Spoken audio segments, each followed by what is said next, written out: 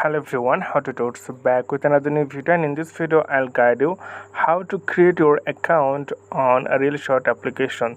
So you have to download first, then tap on your application.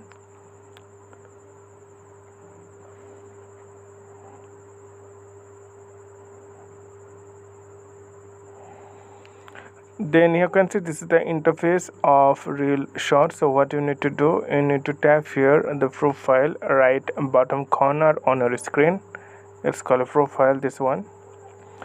Then sign in, it's basically for the create your account. You need to tap on the sign in option, and you will get also 50 bonus, 50 coins.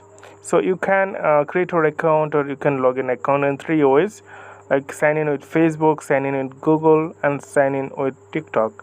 So all the things are easy. You have to log in your account, like Facebook account, Gmail account, and TikTok account. So this way, this time I'm going to create my account with Google.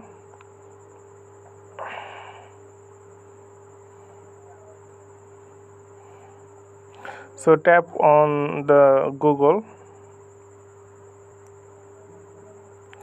Then you have to choose your Gmail account. So I'm already choose. So after that, you can create your account this way. So okay friend, today's no more, and see you in the next video.